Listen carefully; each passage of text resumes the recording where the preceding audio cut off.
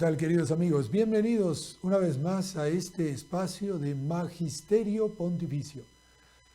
Un lugar en donde vamos conociendo las enseñanzas de los últimos romanos pontífices y hoy con dos novedades, iba a decir. La primera, bueno, nos lanzamos una vez más con San Juan Pablo II, con ese tema tan importante de la teología del cuerpo. Ustedes ven que ha cambiado el fondo del programa y ha cambiado porque vamos a comenzar este programa hoy por primera vez con un invitado que ya no va a ser invitado, sino que va a ser parte del programa, nuestro querido padre Andrés Gutiérrez. Él es párroco de la parroquia San Martín de Porres en el Cusco, decano de la decanatura de El Sagrario y aquí nuestro guía en este caminar. Agradecemos la asistencia técnica de María Jesús Huarcaya, que nos acompaña en la parte técnica grabando este programa, y saludamos al padre Andrés, que nos acompaña por primera vez en este espacio. Padre, bienvenido. Muchas gracias. Es como siempre una alegría poder hablar y compartir de estos temas que esperamos sean de mucha luz y provecho para los oyentes. Padre, la teología del cuerpo, de la teología del cuerpo de San Juan Pablo II, se ha dicho mucho, se habla en muchas ocasiones, pero muchas veces no conocemos a fondo lo que supone esta teología del cuerpo. Por eso hemos querido comenzar esta nueva sección o nueva presentación, Magisterio Pontificio, con este tema que usted sabemos que lo maneja muy bien. Además, usted es licenciado en bioética, ha estudiado en Roma y bueno, pues nos puede orientar muy bien. Lo primero sería, ¿qué es o a qué llamamos realmente la teología del cuerpo? Bueno, como el nombre del programa es sugestivo, Magisterio Pontificio, la teología del cuerpo es las catequesis que San Juan Pablo II dio a lo largo de un periodo extenso de tiempo entre los años 1979 y 1984. Todos los miércoles, como sabemos, los papas tienen su audiencia, su catequesis de los miércoles. Y entonces el Papa empezó, apenas fue elegido sumo pontífice, muy pronto empezó este ciclo de catequesis porque ya lo tenía trabajado y lo iba a publicar como cardenal, o sea, como un cardenal polaco. Había trabajado en un libro que se llamaba Varón y mujer los creó. Varón y mujer los creó. Y era como el último tomo de esas obras filosófico-teológicas que él había estado trabajando, como son Acto y Persona, como son Amor y Responsabilidad, y venía al final para completar esa visión antropológica y teológica del hombre, venía Varón y mujer los creó. Preciosos libros que nos ayudan a profundizar pues el mensaje evangélico, la doctrina de la Iglesia, el porqué de la moral de la Iglesia, y entonces lo escogieron, lo eligieron como sumo pontífice.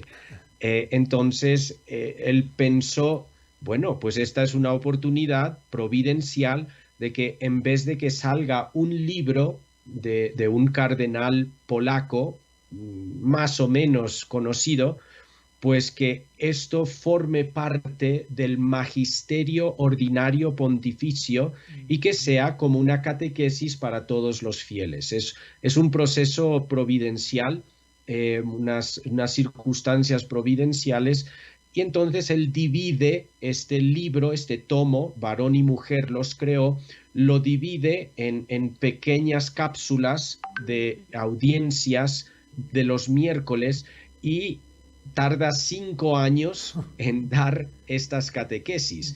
claro, esto incluye pues viajes Claro, apostólicos, esto incluye periodos en que pausa estas catequesis para dar en los tiempos fuertes de la Iglesia, como Pascua, como Adviento, como Cuaresma, pues otras series de catequesis, pero este proyecto se prolonga desde el 79 hasta el 84 y así llega a ser pues la teología del cuerpo. Padre, dos cosas que me gustaría. La primera es esto que San Juan Pablo II tenía como el cardenal Wojtyla en sus planes. ¿De dónde surge? ¿Por qué esta idea, incluso hasta esta necesidad de sacar, podríamos llamar esa trilogía de libros que hablan del matrimonio, que hablan del amor matrimonial y que hablan de la sexualidad? Bueno, y el primero, acto y persona, hablan de la persona De la para persona humana, establecer exacto. una antropología correcta. Exacto. Esto se da en el contexto de unos tiempos que han sido, por decirlo suavemente, eh, convulsos, que han sido tempestuosos para la Iglesia en su moral. Recordemos a su predecesor y al que le tenía muchísimo respeto y cariño, San Pablo VI, que en su magisterio pontificio saca esa encíclica tan importante en 1968, que es la Humane Vitae. La Humane Vitae establece y da una respuesta definitiva al uso de los contraceptivos, de la anticoncepción dentro del matrimonio. Y cuando la Iglesia, cuando San Pablo VI saca esta encíclica, hay una respuesta que no se esperaba y es una contestación por parte de, vamos a decirlo así, cientos de sacerdotes, obispos e incluso conferencias episcopales de naciones enteras, en que se contesta, se cuestiona la validez de esta enseñanza de la encíclica Humane Vitae por parte de Pablo VI, que ya no es conforme a los tiempos, que el Papa se ha equivocado, que ha regresado a la Iglesia a los tiempos medievales, etcétera, etcétera. Y Juan Pablo II, que era arzobispo y cardenal en esos tiempos, pues mira todo lo que está pasando y dice, pero nadie ha profundizado, nadie ha explicado adecuadamente esta enseñanza. Y entonces se propone a través de una recta teología y una recta fidelidad a la moral tradicional de la Iglesia, explicar el porqué eso, de ese magisterio que ha sido constante desde pues que los pontífices han estado hablando de estos temas, ¿no? Y entonces me parece muy importante vincular o conectar la teología del cuerpo con esa circunstancia histórica de la contestación de la encíclica Humane Vitae por parte de amplios sectores de la Iglesia, ¿no? Incluyendo los mismos fieles que pues no hicieron mucho caso porque esa encíclica condena como inaceptable el uso de la contracepción, de la anticoncepción dentro del matrimonio. Entonces, ese es el contexto próximo histórico que debemos tener en cuenta cuando hablamos de la teología del cuerpo.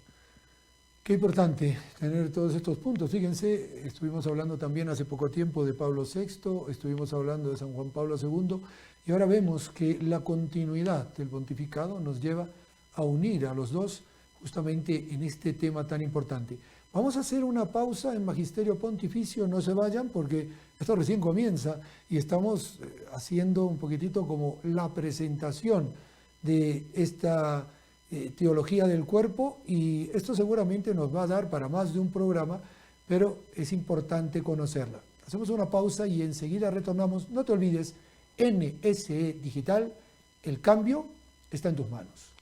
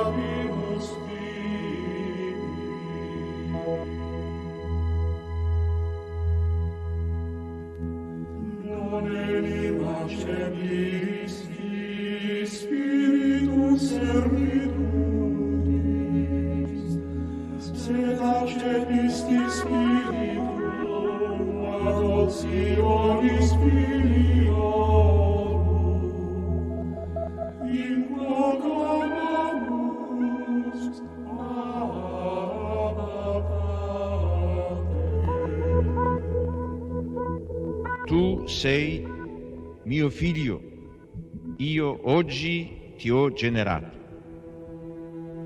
Io gli sarò padre, egli mi sarà figlio. Sono parole profetiche, esse parlano di Dio che è padre nel senso più alto e più autentico della parola. Dice Isaia: Signore, tu sei nostro Padre, noi siamo argilla e tu colui che ci dà forma. Tutti noi siamo opera delle tue mani.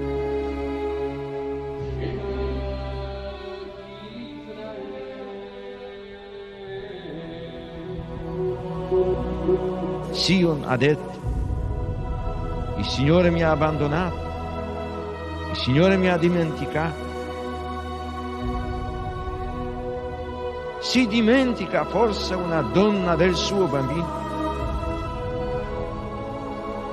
Anche se ci fosse una donna che si dimenticasse, io invece non ti abbandonerò mai.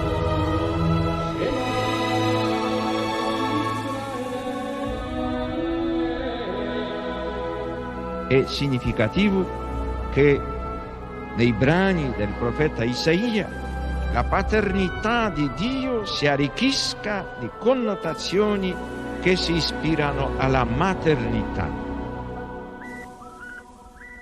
Gesù annunzia molte volte la paternità di Dio nei riguardi degli uomini, riallacciandosi alle numerose espressioni contenute nell'Antico Testamento. Per Gesù Dio non è solamente il Padre di Israele, il Padre degli uomini, ma il Padre suo, il Padre mio. Pater noster, qui es in celi, sanctificetur nomen tuum, adveniat regnum tuum, fiat voluntas tua, sicur in cielo ed in terra. Pane nostrum quotidianum da nobis hodie, et dimitte nobis debita nostra, sicur et nostri vittimus, debitoribus nostri, et ne nos induca in tentatione, sed libera nos a malo.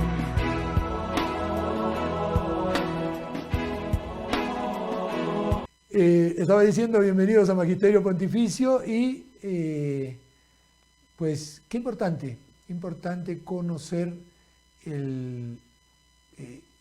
esta unión dentro del magisterio, esa encíclica que incluso fue la última que escribió San Pablo VI, porque en cierta manera recibió mucho ataque por esta encíclica, una encíclica por otro lado profética.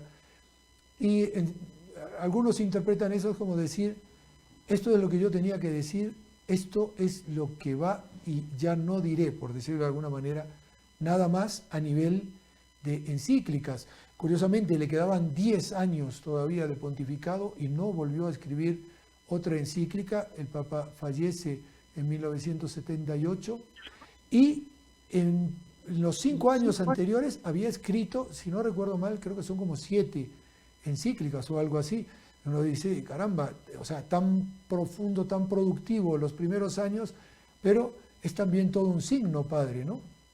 Sí, desde luego hay que tomar en cuenta que el Papa Pablo VI inaugura los tiempos de la Iglesia post-concilio Vaticano II, y se esperaba una primavera para la Iglesia y resulta que fue probablemente todo lo contrario, unos tiempos de confusión y turbulencia como pocas veces en la Iglesia ha habido, en el sentido de comprender pues cuál era la misión y el lugar de la Iglesia, de la tradición, del magisterio, el dogma, la moral, porque los tiempos iban cambiando, pues la sociedad se iba transformando a un paso aceleradísimo. Y pues muchos se cuestionaban si la Iglesia iba a poder mantenerse como institución relevante en estos tiempos modernos. Y algunos interpretaban que para mantenerse relevante había que cambiar, había que modernizarse, había que, en un mal entendido, ayornarse, ¿no? Actualizarse. Esa no era la idea de los sumos pontífices ni de San Juan XXIII, ni de San Pablo VI y desde luego ni de San Juan Pablo II, que fueron campeones de pues la tradición y la fidelidad al legado, al depósito de la fe que custodia la Iglesia por su misión divina, ¿no? Entonces, sí, este contexto es sumamente importante para poder entender cómo surge este proyecto de catequesis que ahora llamamos la teología del cuerpo y que el Papa fue dando poquito a poquito a lo largo de estos 5 años que comprenden desde el 79 hasta el 84. Padre, por otro lado, también podríamos decir que estas catequesis y es todo esto que emprende el cardenal Karol Wojtyła primero, San Juan Pablo II ya como Papa después, son todas cosas muy posconciliares, es decir, llevan el auténtico espíritu del concilio hacia ese magisterio, por un lado ordinario, luego también con todas las encíclicas que el mismo Papa sacará, entre ellas, digamos, como unida a este tema que vamos a estar tocando, la Familiaris Consortio, una exhortación apostólica impresionante que ayuda muchísimo, y todas estas enseñanzas que San Juan Pablo II va poniendo con el auténtico espíritu del concilio, porque tengamos en cuenta que no fue un concilio dogmático, el Concilio Vaticano II fue un concilio a nivel pastoral para más o menos mostrar el camino de cómo enseñar la doctrina de siempre de la Iglesia, pero pues por esos avatares de la vida muchos no interpretaron las cosas como había que interpretarlas y nos encontramos con esto que usted decía, ¿no? Con estas turbulencias que trajeron incluso salidas incluso del sacerdocio en cantidades, en miles de sacerdotes que abandonan el ejercicio de su ministerio sacerdotal con una mala comprensión de lo que el concilio proponía para la nueva Iglesia, ¿no?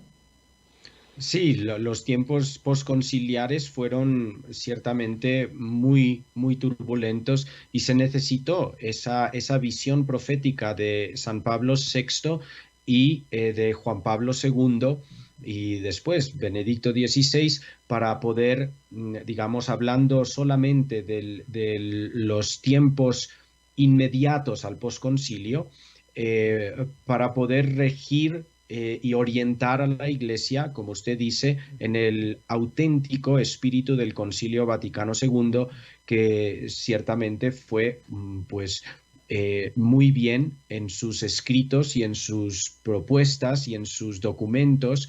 Está bien planteado, ¿no? Así es, exacto. Hay que conocer los documentos del concilio para saber lo que dijo el concilio y no lo que se dice que dijo o lo que se dice del concilio, ¿no? Porque en los documentos está plasmado todo de una manera estupenda, iba a decir. Sí, está lo que decía San Juan 23 en la apertura, que es la fidelidad a la tradición de siempre, al magisterio de siempre, presentado de una manera nueva, presentado de una manera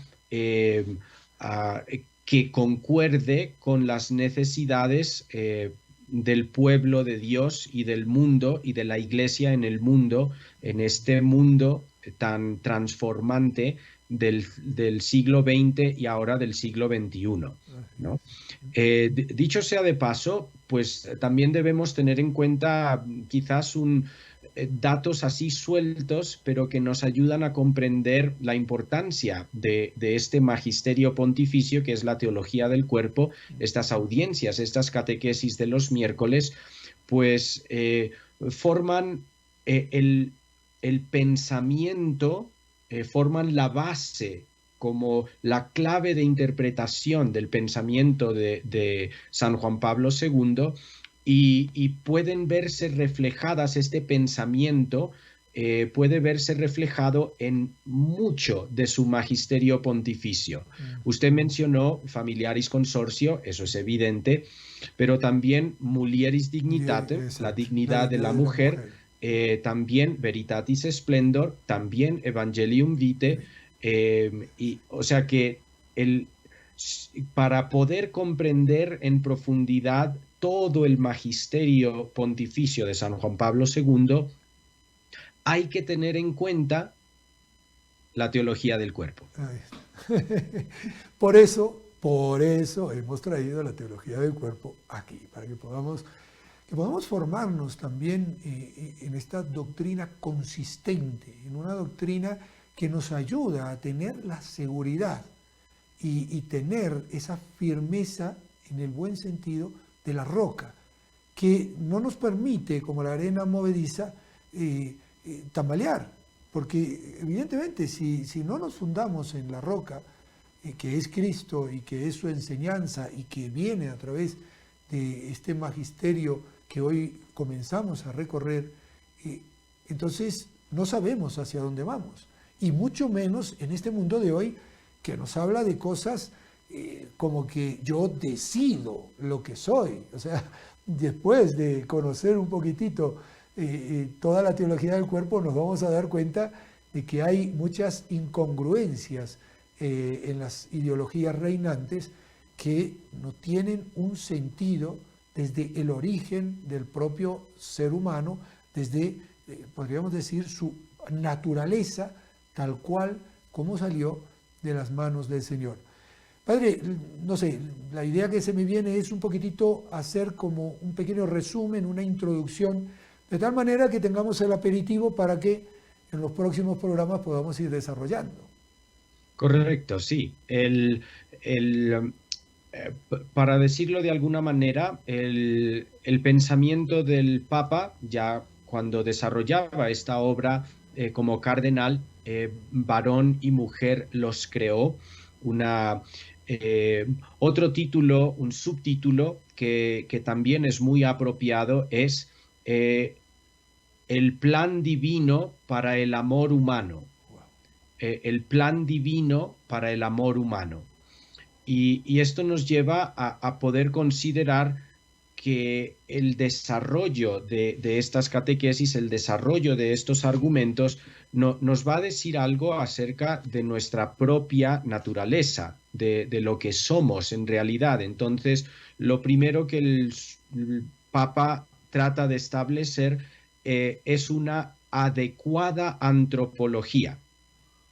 una adecuada antropología. Y esto está haciendo referencia a una expresión precisamente de San Pablo VI en la Humanae Vitae, que, donde dice, esta enseñanza se comprende a través de una adecuada antropología.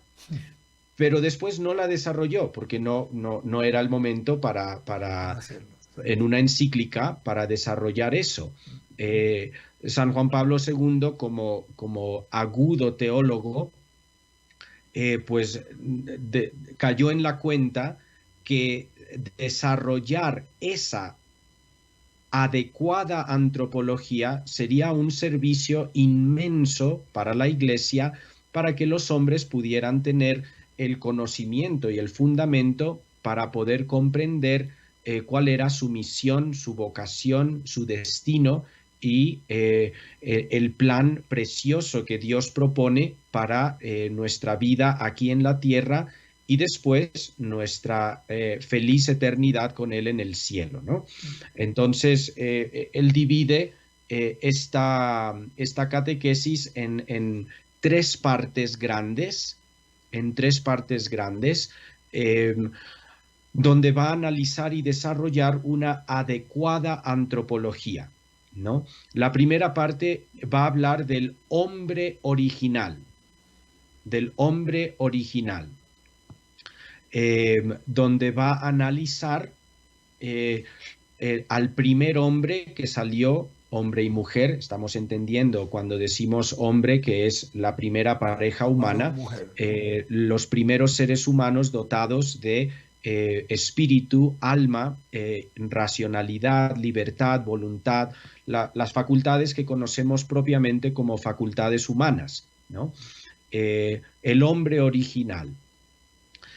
Después se va a centrar en el hombre histórico, porque para diferenciarlo del hombre original, hombre y mujer, ciertamente no tenemos un registro histórico de Adán y Eva, porque no tenemos esos datos.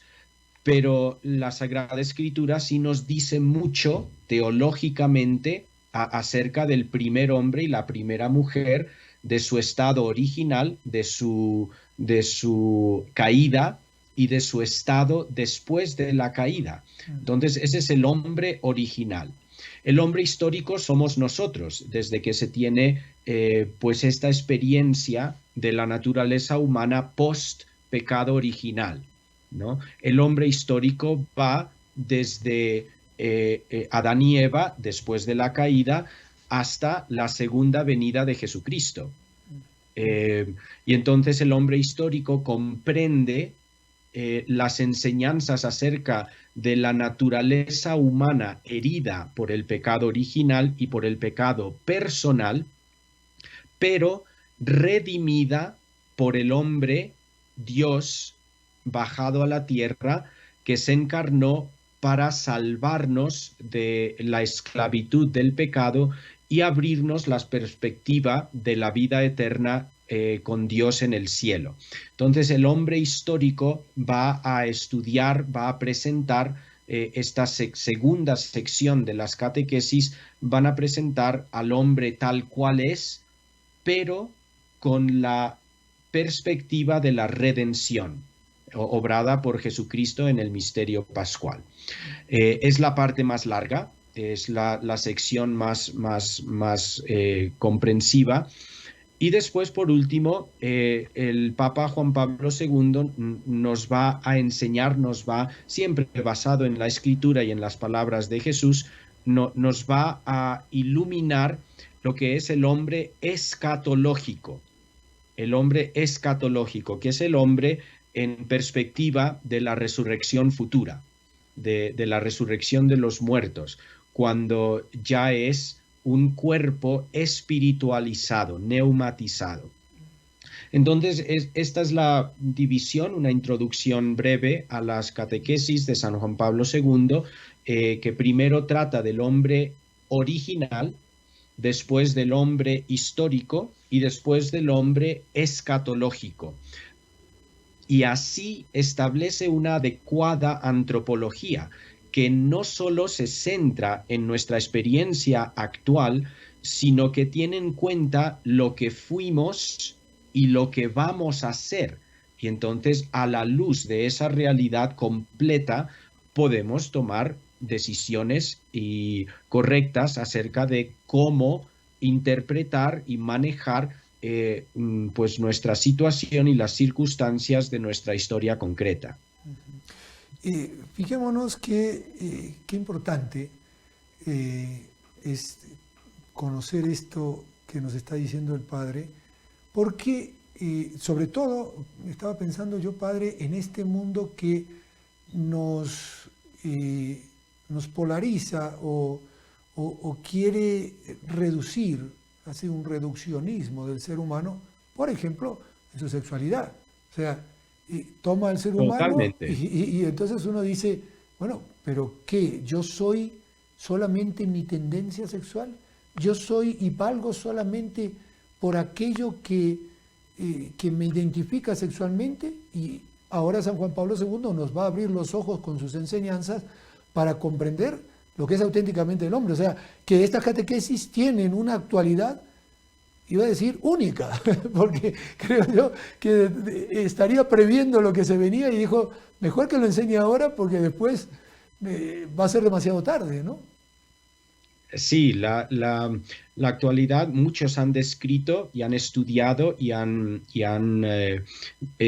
pues expresado que estas catequesis pues son realmente una de las más grandes novedades del magisterio pontificio en los últimos siglos, que estas catequesis nos ayudan a enfrentar los desafíos de los próximos siglos. O sea que esto puede servir para establecer una correcta hermenéutica de la continuidad en el magisterio pontificio y en la enseñanza de la Iglesia, que pueda hacer frente a los desafíos de la sociedad actual y de la sociedad futura. O sea que esto es el plato fuerte. Esto es el plato fuerte.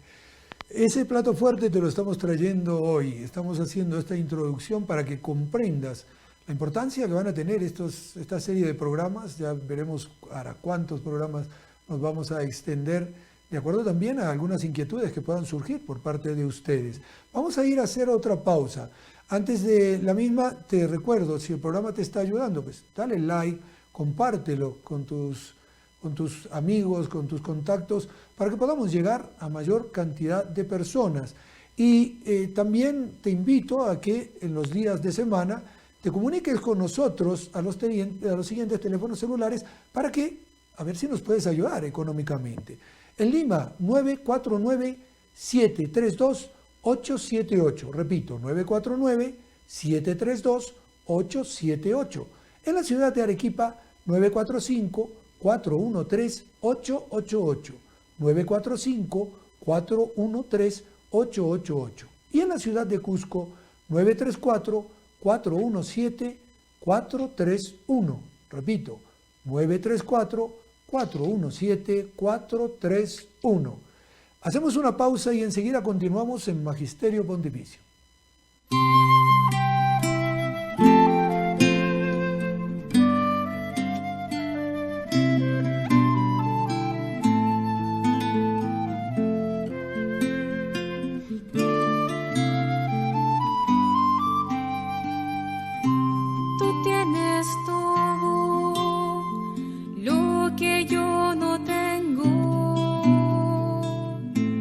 Tienes pureza en la mirada,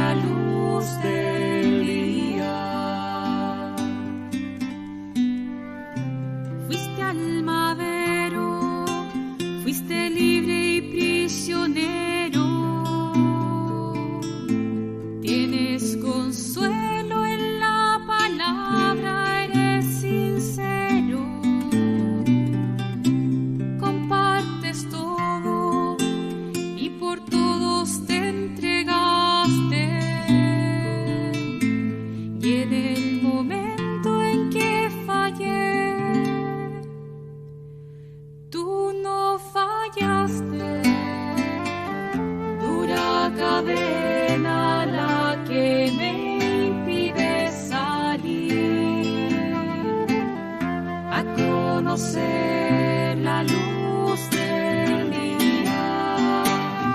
Dura cadena la que me impide salir a conocer la luz del día. Dura cadena la que me impide salir a conocer la luz del día. Tú tienes todo y todo me lo das.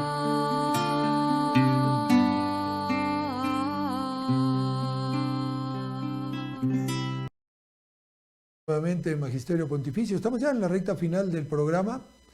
Y, padre, no sé, de repente por ahí esa píldora final como para quedarnos ya con lo concreto sobre estas catequesis de las que vamos a hablar, de la teología del cuerpo, que vamos a ir desarrollando a lo largo de algunos programas posteriores. ¿Cómo no? Sí, este magisterio pontificio, en concreto de San Juan Pablo II, de las catequesis, nos van a ayudar y de hecho están ayudando a miles y miles de fieles católicos y también personas que quieren empaparse o quieren aprender una adecuada antropología, porque resulta que el cuerpo humano sigue siendo un misterio, sigue siendo un enigma. Por una parte, hemos visto en el siglo pasado, y lo veía San Juan Pablo II, pues un desprecio inconcebible a la vida y al cuerpo humano, ¿no? Por ejemplo, el Holocausto, por ejemplo, los regímenes marxistas, que mataban, pero en cantidades millonarias. Y esto, pues, es un evidente desprecio de la vida y del cuerpo humano. Y por otro lado, en esta sociedad se socorre, se ayuda, se ensalza el cuidado nimio del cuerpo humano hasta tal punto que se exagera su real valor. Pues con todo esto de, pues eso, el maquillaje hasta el extremo, cirugías estéticas, las técnicas, las cirugías plásticas, el estar, Hollywood nos presenta personas perfectas corporalmente, y entonces el Papa Juan Pablo II pues decía ni uno ni lo otro, ¿no? No estamos captando la visión correcta acerca del valor del cuerpo y de la vida humana, y se necesita establecer una antropología adecuada. Y eso es lo que pues va a hacer con estas catequesis. Entonces, pues tiene un valor inmenso para la vida nuestra, de nuestras familias y de la sociedad. Padre, una pregunta ya, digamos, como para ir terminando, que me viene a la mente es, ¿fueron comprendidas las catequesis cuando comienza San Juan Pablo II a darlas? En un primer momento la gente dijo, qué bien, o un poco como que causó cierta sorpresa. Bueno, como las personas y el público en general no tenía concepto de que esto era parte de una obra completa, las catequesis suscitaron cierta sorpresa y cierto desconcierto, porque es de un nivel intelectual académico elevado, como es la mente de San Juan Pablo II. Recordemos, es doctor en filosofía, doctor en teología, es una mente brillante, un pensador. Un políglota como pocos ha habido dotado, en el papado, ¿no? Sí, sí.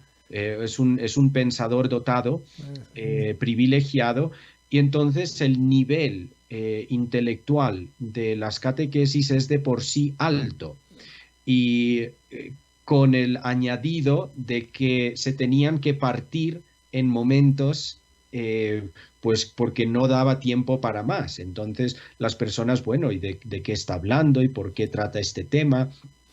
Él trataba de hacer una introducción y una conclusión como para redondear las ideas, y en muchas veces lo logra, pero hay unos temas que realmente desconcertaron cuando se presentaron, pero de todas maneras él sabía lo que estaba haciendo y sabía que después todas estas catequesis iban a ser reunidas en un tomo o en su debido contexto unitario, y así comprendidas y estudiadas de manera que pudieran ser de un provecho inmenso. En un tomo que tiene unas dimensiones gigantescas. Lo tengo aquí. ¿No? Ahí está. O sea, que verdaderamente es un contenido muy extenso y denso, pero riquísimo, y que nos ayuda, como usted bien decía, a comprender que fue lo que buscó San Juan Pablo II, ¿no? Esa auténtica antropología. Bueno, ya nos vamos a despedir. Hasta aquí la introducción de esta teología del cuerpo, como para que se animen a continuar con nosotros en los próximos programas. Y ahora vamos a hacer una oración. Esta oración va a ser la que hagamos siempre en Magisterio Pontificio, y tiene una historia. Es la oración a San Miguel Arcángel. Padre, me gustaría que por lo menos un resumen pequeño de por qué esta oración también podríamos decir que es magisterio. Sí, en el siglo XIX, a finales del siglo XIX, el Papa León XIII, pues hay testimonios verídicos que tuvo una experiencia después de celebrar una misa privada por la mañana en sus departamentos pontificios, que tuvo una experiencia sobrenatural, y que vio en el sagrario, o escuchó desde el sagrario, pues la voz de Satanás que reclamaba, que pedía a Dios 100 años para poder hundir a la humanidad, ¿no? Y a la Iglesia.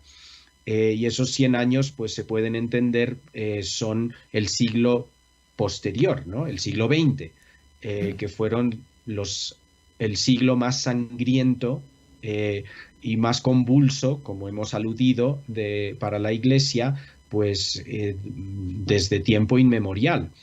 Entonces el Papa, consternado, afectado por esta visión, compone la oración a San Miguel Arcángel, que es el príncipe defensor de la Iglesia, y la propone y la manda que se rece después de todas las santas misas celebradas en todo el mundo.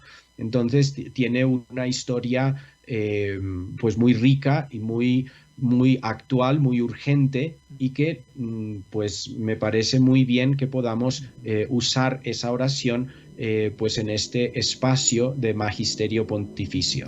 Tengamos en cuenta que el mismo Papa Francisco hace algunos años atrás proponía también que se volviese a recuperar el rezo de esta oración compuesta por el Papa León XIII, un Papa de gran memoria. No está canonizado todavía, pero de verdad que es uno de los gigantes también dentro de la Iglesia, sobre todo el que da el puntapié a la doctrina social de la Iglesia como hoy la conocemos. Y podemos comenzar, Padre. San Miguel Arcángel, defiéndenos en la batalla. Sé nuestro amparo contra la perversidad y asechanzas del demonio.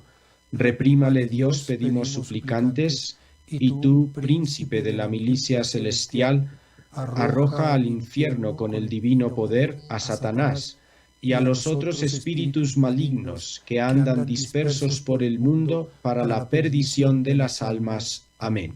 Su bendición, Padre, por favor. La bendición de Dios Todopoderoso, Padre, Hijo y Espíritu Santo, descienda sobre ustedes y les acompañe siempre. Amén. Muchísimas gracias, Padre, por este programa. Con mucho gusto, bendiciones. Gracias a todos ustedes. Les recuerdo, ya dimos los números de teléfono y Por favor, ayúdanos para seguir adelante. Comparte el video, dale like y hazte apóstol a través de los medios de comunicación y también ayúdanos monetariamente. Y recuerda, NSE Digital, el cambio está en tus manos. Ayúdanos, por favor.